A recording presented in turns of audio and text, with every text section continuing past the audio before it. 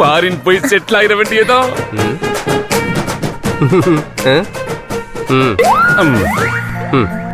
சிரிக்க விட மாட்டேங்கிறானே.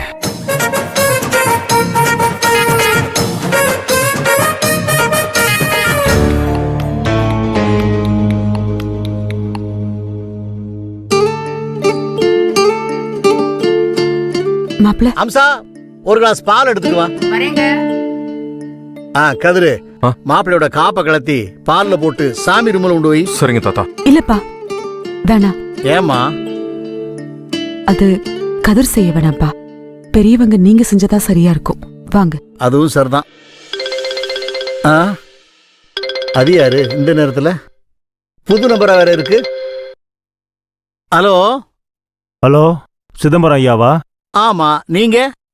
நான் மகேஷோட பெரியப்பா கிருஷ்ணசாமி பேசுறேன். மகேஷ் பெரியப்பா கிருஷ்ணசாமியா? இப்பதான் உங்களை பத்தி பேசிக்கிட்டு இருந்தோம். உங்களுக்கு ஆயுசு 100ங்க. சொல்லுங்க.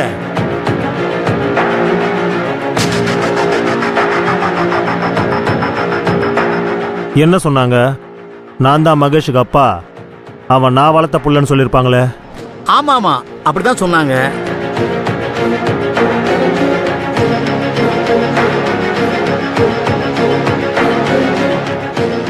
அவங்க என்ன சொன்னாங்களோ அது எல்லாமே அப்படியே உண்மைதான். எதுவும் பொய் கிடையாது. அதனாலதான் உங்க வீட்டுல நடந்த பரிகார பூஜைக்கு வர முடியாம போனதுக்கு மன்னிப்பு கேட்கறதுக்காக தான் ஃபோன் பண்ணேன். எதுக்குங்க மன்னிப்புங்கிற பெரிய வார்த்தையெல்லாம் சொல்லிக்கிட்டு, அதுவும் இந்த ஹார்ட் அட்டாக் வந்திருக்கிற இந்த நேரத்துல? என்னது, எனக்கு ஹார்ட் அட்டாக்கா? யார் சொன்னது?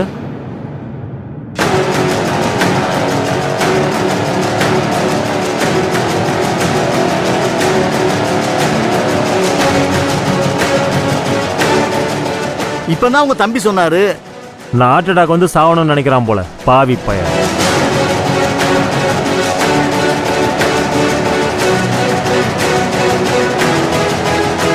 நான் பிரியாணி கடையில் உட்காந்து கட்டு பிரியாணி கட்டிக்கிட்டு இருக்கேன். எனக்கு எப்படி ஹார்ட் அட்டாக் வரும்? அவங்க எதுக்காகவோ கதை விட்டுருக்காங்க. அதை நீங்க பெருசா எடுத்துக்காதீங்க. நான் நேர்ல வந்து உங்களை பாக்குறேன். சரி, வச்சிடுறேங்க.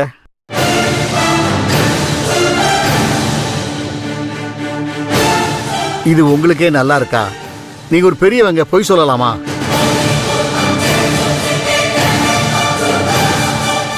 என்ன சம்பந்தி இதெல்லாம்? நீங்க சொன்னதை கேட்டு நாங்கெல்லாம் பதறி போயிட்டோம். ஏன் இப்படி பொய் சொன்னீங்க? எங்களுக்கு தர்ம சங்கடத்தை ஏற்படுத்திட்டீங்க. இப்படி பண்ணுவீங்க நாங்க எதிர்பார்க்கவே இல்லை. தாத்தா, அவங்கள பொய் சொல்ல சொன்னதே நான் தான்.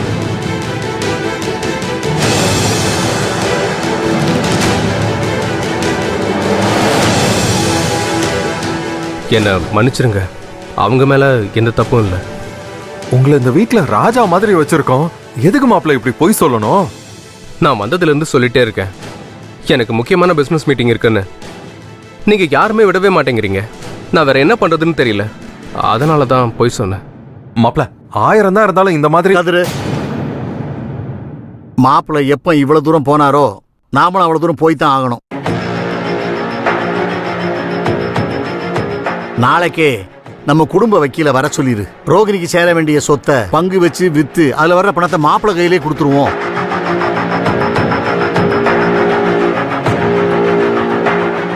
ஏதோ பிசினஸ் பண்ணணும்னு சொன்னார்ல, அதுக்காகத்தான் நம்மகிட்ட பொய் சொல்றாரு. மாப்பிள்ள வாயிலிருந்து பொய்ங்கிற வார்த்தையே வரக்கூடாதுப்பா. பணத்தை கொடுத்துருவோம், அவர் என்ன பிசினஸ்னாலும் பண்ணிக்கிடட்டும். சரி தாத்தா, நான் ஏற்பாடு பண்றேன். மாப்பிள்ள, நீங்க உள்ள போங்க. நாங்க உங்களை அனுப்புறதா இல்ல. சரிங்க தாத்தா, நான் போகல. அப்பா அம்மாவை மட்டும் வழி அனுப்பிட்டு வந்துடுறேன். ஐயா, எங்களை மன்னிச்சிருங்க ஐயா.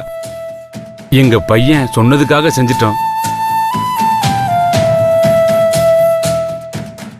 என்னையும் மன்னிச்சிருங்க.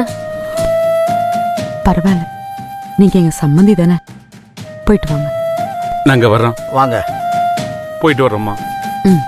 வரங்க. எனக்கா? போயிட்டு வாங்க. வரேன். சரி, கிளம்பலாம்.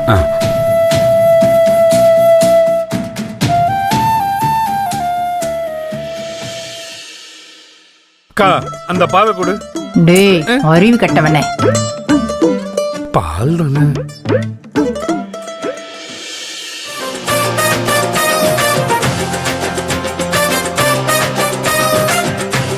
தம்பி அந்த 25,000 தரேன்னு சொன்னீங்களே, போட்டனா நீ போட்ட டிராமால எல்லாமே சொதப்பிடுச்சு. இல்ல பணம் வேற கேக்குற? கொடுத்த 5,000 ஓடி போயிடு.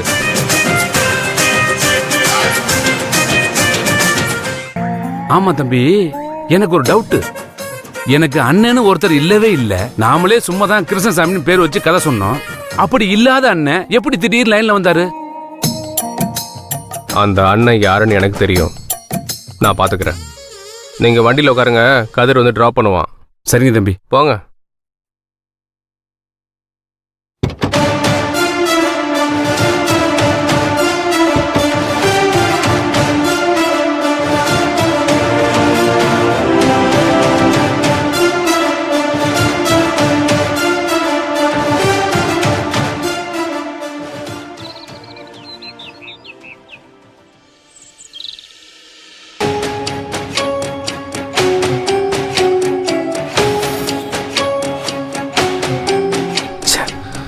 என்ன பண்ணாலும் இந்த நர்மதா கலைச்சு விட்டுறாளே, நான் என்னதான் பண்ணுவேன்? நிச்சயதார்த்தத்துக்கு இன்னும் 3 மணி நேரம் தான் இருக்கு. பாவம் வருஷா, அவ எனக்காக நிச்சயதார்த்தத்தை சென்னைக்கே மாத்திருக்கா. ஆனா அதுக்கு கூட போக முடியாது போல இருக்கே. நான் என்ன பண்ணுவேன்? இந்த வில்லேஜ் பார்ட்டிங்களோட சேர்ந்து என் வாழ்க்கையே பாழா போச்சு. காப்பு கட்டுறேன் அது இதுன்ட்டு.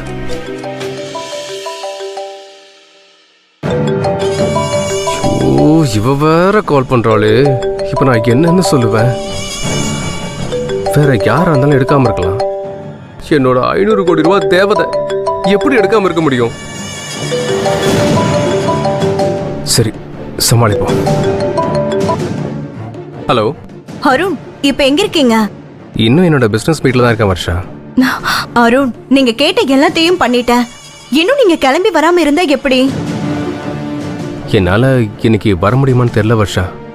அருண், என்ன சொல்றீங்க? ஒருவேளை நான் வராம இருந்துட்டா தயவு செஞ்சு நிச்சயதார்த்தத்தை நடத்திரு. நிச்சயதார்த்தத்தை மட்டும் கேன்சல் பண்ணிடாத. என்ன பேசுறீங்க நீங்க? உங்க கிளையண்ட் கிட்ட உங்களுக்கு நிச்சயதார்த்தம் சொன்னா கூட புரிஞ்சுக்க மாட்டாங்களா? அப்படி என்ன கிளையண்ட் அவங்க? அவங்க புரிஞ்சுப்பாங்க, தாராளமா என்ன அனுப்பி கூட வைப்பாங்க. பட் அவங்களோட இந்த அப்பாயின்மெண்ட் மிஸ் ஆயிட்டா சஃபர் ஆக போறது நான் தான்.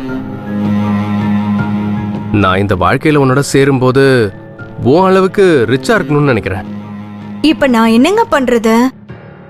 உங்க அப்பா கேட்டப்ப கூட வருவேன்னு சொன்னீங்களே, நான் கேட்கும்போது மட்டும் வர வாய்ப்பு இல்லைன்னு சொல்றீங்க. இப்ப கூட சொல்றேன், நீ நம்பிக்கையை விட்டுறாத. அட் எனி செகண்ட் நான் முன்னாடி வந்து நிப்பேன்.